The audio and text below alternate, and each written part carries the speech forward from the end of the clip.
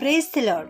Greetings to you all in the name of our Lord and Savior Jesus Christ. Today's Bible verse, 1 Timothy chapter 4, verse 8. Physical exercise has some value, but spiritual exercise is valuable in every way because it promises life both for the present and for the future. ಪೌಲನು ತಿಮೋಥೆಯನಿಗೆ ಬರೆದ ಮೊದಲನೇ ಪತ್ರಿಕೆ 4ನೇ ಅಧ್ಯಾಯ 8ನೇ ವಚನ. ದೇಹ ಸಾಧನೆಯು ಸ್ವಲ್ಪ ಮಟ್ಟಿಗೆ ಪ್ರಯೋಜನವಾಗಿದೆ, ಭಕ್ತಿಯಾದರೂ ಎಲ್ಲ ವಿಧದಲ್ಲಿಯೂ ಪ್ರಯೋಜನವಾದದ್ದು. ಅದಕ್ಕೆ ಇಹಪರಗಳಲ್ಲಿಯೂ ಜೀವ ವಾಗ್ದಾನ ಉಂಟು.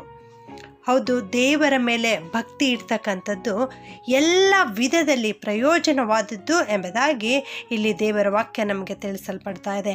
ಹೌದು, ದೇಹ ಸಾಧನೆ ಪ್ರತಿನಿತ್ಯ ಎಕ್ಸಸೈಸ್ ಮಾಡ್ತಾರೆ, ಅದರಿಂದ ಸ್ವಲ್ಪ ಮಟ್ಟಿಗೆ ಪ್ರಯೋಜನ ಇದೆ. ಆದರೆ ದೇವರ ಮೇಲೆ ಇಡ್ತಕ್ಕಂಥ ಭಕ್ತಿಗೆ ಇಹಲೋಕದಲ್ಲಿಯೂ ಮತ್ತು ಪರಲೋಕದಲ್ಲಿಯೂ ಜೀವ ವಾಗ್ದಾನಗಳು ಉಂಟು ಎಂದು ದೇವರ ವಾಕ್ಯ ಇವತ್ತು ನಮಗೆ ತಿಳಿಸಲ್ಪಡ್ತಾ ಇದೆ. ಹೌದು, ಇತ್ತೀಚಿನ ದಿನಗಳಲ್ಲಿ ನಾವು ನೋಡುವುದಾದರೆ ದೇವರ ಮೇಲೆ ಇಡ್ತಕ್ಕಂಥ ಭಕ್ತಿ ಬಹಳವಾಗಿ ಕಡಿಮೆಯಾಗುತ್ತಾ ಇದೆ. ಯಾಕೆಂದರೆ ಈ ನಾಗರೀಕರಣ ಅಥವಾ ವಸತಿ ಸೌಕರ್ಯಗಳು ಇವು ದೇವರ ಮೇಲೆ ಇಟ್ಟಿರ್ತಕ್ಕಂಥ ಭಕ್ತಿಯನ್ನು ಕಡಿಮೆ ಮಾಡ್ತಾ ಇದೆ. ವಿಜ್ಞಾನ ರೀತಿಯಲ್ಲಿ ನಾನು ಯೋಚಿಸ್ತಾ ಇದ್ದೇನೆ ಎಂಬುದಾಗಿ ಮಕ್ಕಳು ತಂದೆ ತಾಯಿಗಳಿಗೆ ಹೇಳುತ್ತಾರೆ. ದೇವರ ಮೇಲೆ ಭಕ್ತಿ ಇಡು ಎಂದರೆ ಇಡದೇ ಇರುವುದಕ್ಕೆ ಅನೇಕ ಕಾರಣಗಳನ್ನು ತಿಳಿಸುತ್ತಾರೆ. ಹೌದು, ಮಾನವರು ದೇವರ ಮೇಲೆ ಇಡತಕ್ಕಂಥ ದೇವ ಭಕ್ತಿಗೆ ಅಸಡ್ಡೆ ಮಾಡುತ್ತಾರೆ.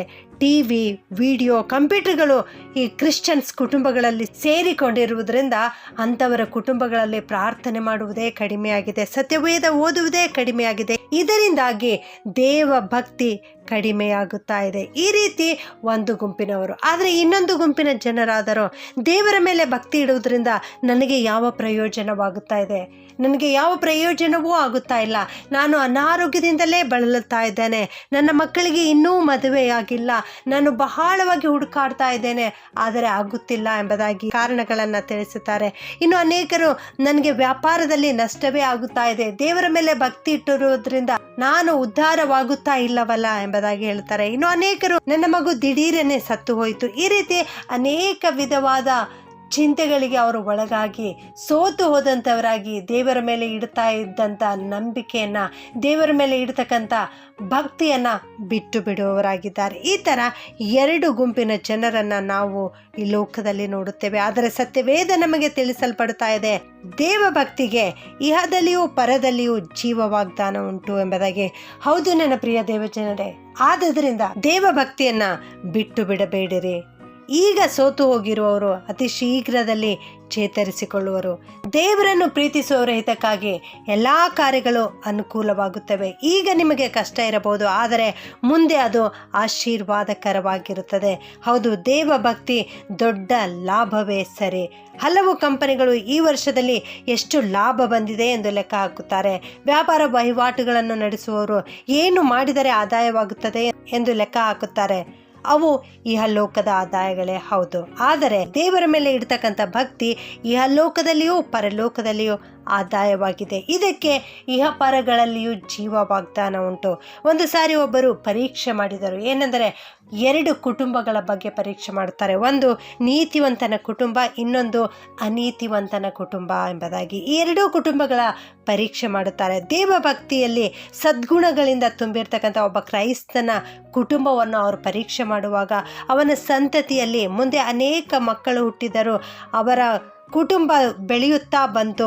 3ನೇ 4ನೇ ಸಂತತಿಯವರಲ್ಲಿ ನೋಡುವುದಾದರೆ ಅನೇಕರು ದೊಡ್ಡ ದೊಡ್ಡ ಡಾಕ್ಟರ್ಸ್, ಎಂಜಿನಿಯರ್ಸ್ ಆಗಿದ್ದರು. ಆದರೆ ಆ ದುರ್ಮಾರ್ಗದಲ್ಲಿ ಜೀವಿಸ್ತಾ ಇರುವಂಥವನು, ಅನೀತಿವಂತನಾಗಿ ಜೀವಿಸ್ತಾ ಇರುವಂಥವನು, ಅವನ ಜೀವಿತದಲ್ಲಿ ಅವನು ಐಶ್ವರ್ಯವಂತನಾಗಿದ್ದನು, ಅನೇಕ ಹಣವನ್ನು ಸಂಪಾದಿಸಿಟ್ಟಿದ್ದನು. ಆದರೆ 3-4ನೇ ತಲೆಮಾರಿನವರೆಗೆ ಬರುವಾಗ ನೋಡುವುದಾದರೆ ಆ ಮಕ್ಕಳಲ್ಲಿ ಅನೇಕರು ಜೈಲು ವಾಸವನ್ನು ಅನುಭವಿಸುವಂಥವರಾಗಿದ್ದರು, ಅನೇಕರು ಜೀವಾವಧಿ ಶಿಕ್ಷೆಯನ್ನು ಅನುಭವಿಸುವಂಥವರಾಗಿದ್ದರು, ಅನೇಕರು ಅಕಾಲ ಮರಣಕ್ಕೆ ತುತ್ತಾಗಿದ್ದರು, ಅನೇಕರು ಹುಚ್ಚರಾಗಿ ತಿರುಗುತ್ತಾ ಇದ್ದರು.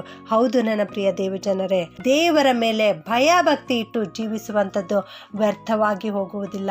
ನೀನು ದೇವರಲ್ಲಿ ಭಯಭಕ್ತಿ ಇಟ್ಟು ಜೀವಿಸುತ್ತಿರುವುದರಿಂದ ನಿನ್ನ ಸಂತತಿಯವರು ಶುಭ ಹೊಂದುವರು. ಕೀರ್ತನೆ ಗ್ರಂಥದಲ್ಲಿ ನಾವು ನೋಡುತ್ತೇವೆ, ನೀತಿವಂತನ ವಂಶವು ಭಿಕ್ಷೆ ಬೇಡಿ ತಿನ್ನುವುದನ್ನು ನಾನು ನೋಡಲೇ ಇಲ್ಲ ಎಂಬುದಾಗಿ ಕೀರ್ತನೆಗಾರನು ಅಲ್ಲಿ ಬರೆಯುತ್ತಾನೆ. ಹೌದು, ನೀನು ಇಂದು ನೀತಿವಂತನಾಗಿ ದೇವರ ಮೇಲೆ ಭಕ್ತಿ ಇಟ್ಟು ಜೀವಿಸುತ್ತಾ ಇರುವುದಾದರೆ ಅದು ಮುಂದೆ ನಿನ್ನ ಮಕ್ಕಳಿಗೆ ಲಾಭವಾಗುತ್ತದೆ, ಅದು ಮುಂದೆ ನಿನ್ನ ಮಕ್ಕಳಿಗೆ ಅನುಕೂಲವಾಗುತ್ತದೆ, ನಿನ್ನ ಸಂತತಿಯವರು ಆಶೀರ್ವದಿಸಲ್ಪಡಲಿಕ್ಕೆ ಸಹಾಯವಾಗುತ್ತದೆ. ದೇವಭಕ್ತಿಯ ರಹಸ್ಯವೇನು ಗೊತ್ತೇ? ನಿಮ್ಮ ಸಂತತಿಗೆ ಶುಭ ಉಂಟಾಗುವುದು. ಹೌದು, ಇದೇ ದೇವಭಕ್ತಿಯ ರಹಸ್ಯವಾಗಿದೆ. ಇಂದು ನೀನು ದೇವರಲ್ಲಿ ಭಯಭಕ್ತಿ ಇಟ್ಟು ಜೀವಿಸುವಾಗ ನಿನ್ನ ಸಂತತಿಗೆ ಆಶೀರ್ವಾದ ಉಂಟಾಗುತ್ತದೆ. ಪ್ರಾರ್ಥನೆ ಮಾಡಿಕೊಳ್ಳೋಣ. ಪ್ರೀತಿಯ ಪರಲೋಕದ ತಂದೆಯಾದ ದೇವರೇ, ನಿನಗೆ ಸ್ತೋತ್ರ ಉಂಟಾಗಲಿ ಸ್ವಾಮಿ. ದೇವರ ಮೇಲೆ ಇಟ್ಟಿರೋ ಭಕ್ತಿ ಎಲ್ಲ ವಿಧದಲ್ಲಿ ಪ್ರಯೋಜನವಾದದ್ದು. ಅದಕ್ಕೆ ಇಹಪರಲೋಕಗಳಲ್ಲಿ ಜೀವ ವಾಗ್ದಾನಗಳು ಉಂಟು ಎನ್ನೋ ವಾಕ್ಯ ಇವತ್ತು ನಮಗೆ ಕಲಿಸಿಕೊಟ್ಟಿದ್ದೀರಿ ತಂದೆಯ ಸ್ತೋತ್ರಪ್ಪ. ಈ ವಾಕ್ಯ ಕೇಳಿಸಿಕೊಳ್ಳುತ್ತಿರುವ ಪ್ರತಿಯೊಬ್ಬೊಬ್ಬರನ್ನು ಆಶೀರ್ವಾದ ಮಾಡು ಸ್ವಾಮಿ. ಅಪ್ಪ, ನಾವೆಲ್ಲರೂ ಇಂದಿನಿಂದಲೇ ನಿನ್ನಲ್ಲಿ ಭಯಭಕ್ತಿ ಇಟ್ಟು ಜೀವಿಸ್ತೇವೆ ಸ್ವಾಮಿ. ನಮ್ಮನ್ನು, ನಮ್ಮ ಸಂತತಿಯವರೆಲ್ಲರನ್ನ ಕಾಪಾಡಿ ನಡೆಸಬೇಕಾಗಿ ಈ ಪ್ರಾರ್ಥನೆಯನ್ನು ಯೇಸುವಿನ ನಾಮದಲ್ಲಿ ಬೇಡುತ್ತೇನೆ ತಂದೆಯೇ. ಆಮೆನ್.